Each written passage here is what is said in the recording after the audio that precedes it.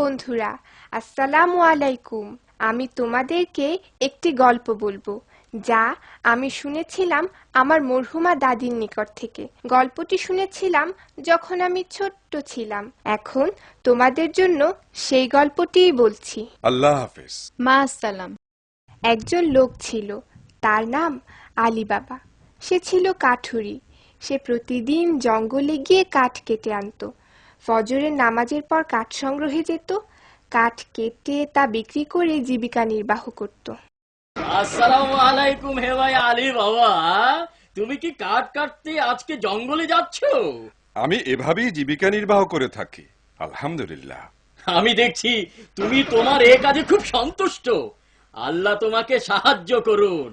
ভাই কাশেম, তোমাকে ধন্যবাদ। আলী বাবা আল্লাহর নির্ধারিত রিজিক নিয়েই সন্তুষ্ট ছিল। সে সকাল সন্ধ্যায় তার প্রভুর প্রশংসা করত।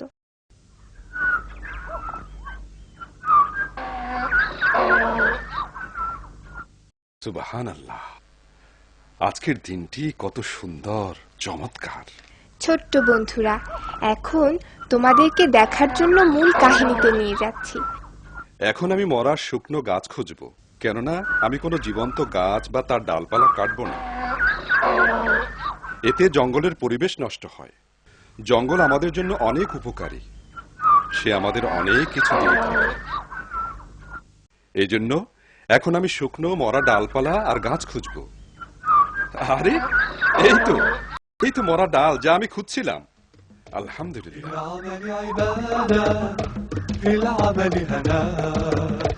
في العمل عزيمة تتحدى كل الأعباء. في العمل عبادة، في العمل عبادة، في العمل هنا، في العمل هنا، في العمل عزيمة تتحدى كل الأعباء، كل الأعباء. يظهر فينا الإنسان العمل من الإيمان. يظهر فينا الإنسان العمل من الإيمان. العمل حياة أخلاق وعطاء. يظهر فينا الإنسان একটু আরাম করে নেই।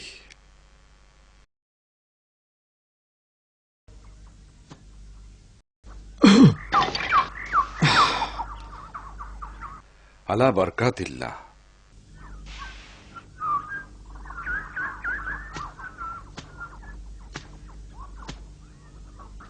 আল্লাহুম্মা বারিক লানা মা রাযাকতানা।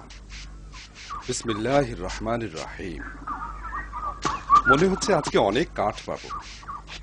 আমি কাঠ বিক্রি করে স্ত্রীর জন্য নতুন কাপড় কিনবো, যা তাকে দেওয়ার জন্য ওয়াদা করেছি। ও মনে হচ্ছে এই জঙ্গলে অনেকেই ক্ষুধার্ত রয়েছে। হে হরিণ বন্ধু, এসো, কাছে এসো, তুমি তোমার আহার গ্রহণ করো।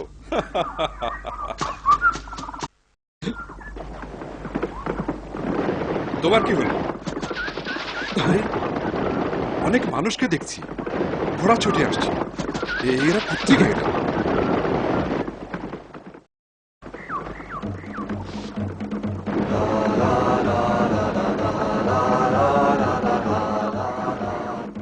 এসব দেখে আলী বাবা ভয় পেয়ে গেলেন। এসব ঘোড়সাওয়াররা কারা? সে এদের ব্যাপারে আগে কিছুই জানে না, অথচ সে প্রায় প্রতিদিনই এই জঙ্গলে আসে। দেখা যাক এই ঘোড়সাওয়াররা কারা। চলো না দেখি কি ঘটছে। খুলে যাও সিমসিম, খুলে যাও।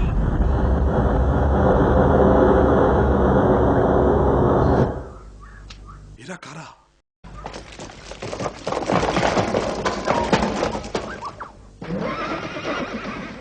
বন্ধ হও সিমসিম, বন্ধ হও।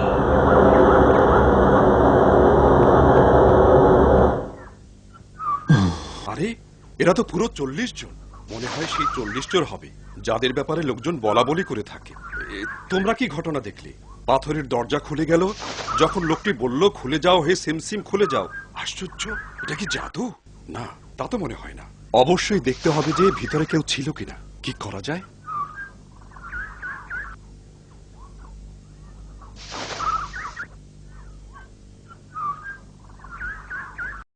এদের ব্যাপারটা না জেনে এখান থেকে যাওয়া যায় না।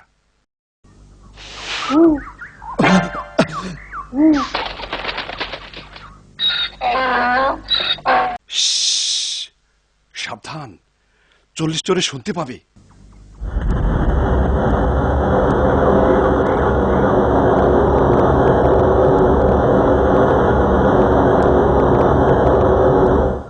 আরে ওরা তো বের হয়ে যাচ্ছে। বন্ধ হও সিমসিম, বন্ধ হও।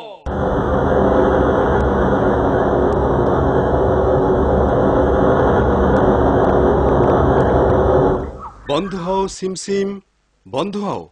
চলো সবাই চলো।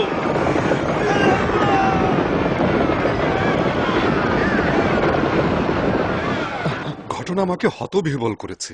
চলো চলো। ঘটনা আমাকে হতবিহ্বল করেছে। আমি দেখব এই পাহাড়ের গুহায় কি রয়েছে। আরে এই যে এখন আমরা পাথরটার সামনে দাঁড়িয়ে। তোরা সাবধান। ওরে বাপরে, কত বড় পাথরের দরজা। আচ্ছা, আমি এই কথাগুলো বললে কি দরজা খুলে যাবে? যদি কোনো চোর ভিতরে থাকে তাহলে আমাকে কি করবে?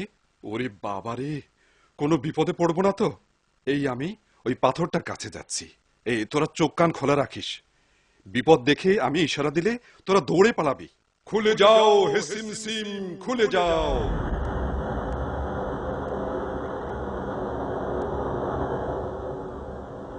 আল্লাহু আকবার। আরে এটা কি? এই গুহার মধ্যে কি লুকিয়ে আছে? আল্লাহর প্রশংসা যে ভিতরে কেউ নেই।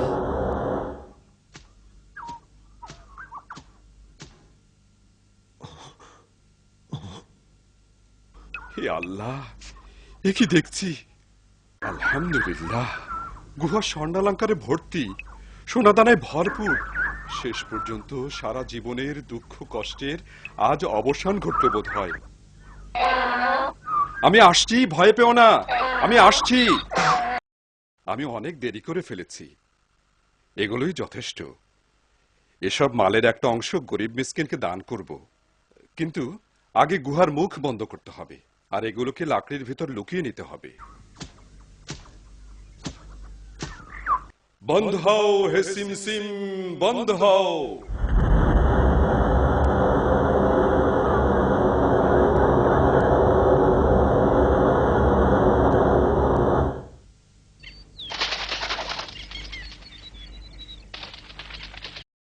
আলীবাবা গুহা থেকে বের হয়ে চিন্তা করতে লাগলো, তার স্ত্রী যখন এই ধন দৌলত সম্পর্কে জিজ্ঞাসা করবে তখন সে কি জবাব দেবে।